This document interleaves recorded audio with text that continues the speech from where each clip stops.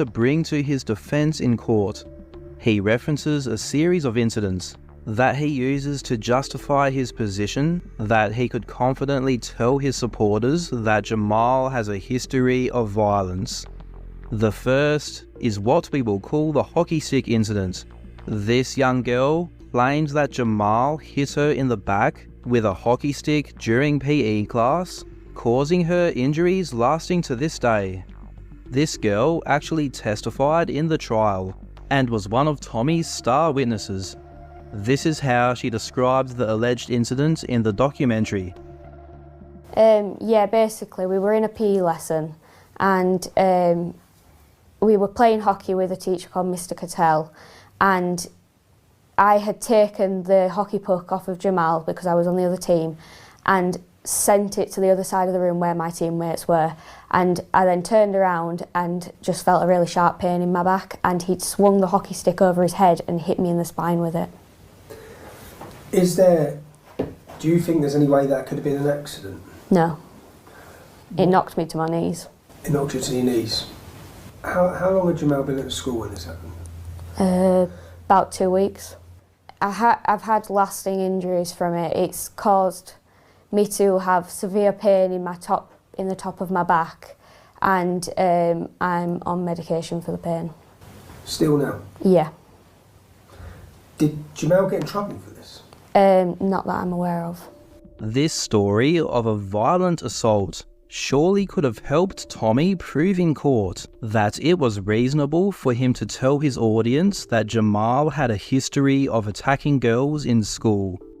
Well, when it came time to look closely at this in court, the details that we learned about this alleged incident are pretty shocking. The girl said that this attack happened while the teacher was in the storeroom, and that there were 20 to 30 other children that were in the class present at the time. Yet, according to Charlie's story, out of all these kids, not one saw the incident or came to help her after this vicious attack took place that left her with lasting injuries. She said in court that she reported the incident to the teacher who was in charge of the PE lesson, yet the school records show nothing to suggest this. If this happened, then the teacher did nothing about it, didn't discipline Jamal, investigate the incident, or even report this serious injury, or even report it to the girl's mother at the time. As an example of what records would be available of such an injury in school, the court saw records of an incident in 2016 where Charlie was struck in the nose with a cricket ball during PE class. The girl suffered a nosebleed from this injury. The school filled out an incident report, which was sent home to her parents. It was documented in a diary for the student, which was kept at the school, which showed that the girl's mother was informed and determined that she would come home for the rest of the day. None of this happened for the vicious hockey stick attack. This really suggests that the teacher who was in charge of the kids for this day was completely useless, but Tommy's team never called him in to say what happened.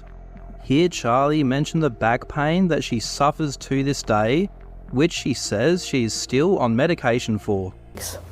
I've had lasting injuries from it. It's caused me to have severe pain in the top of my back, and I'm on medication for the pain. Still now? Yeah. Yet, the records of Charlie's GP shows no such records.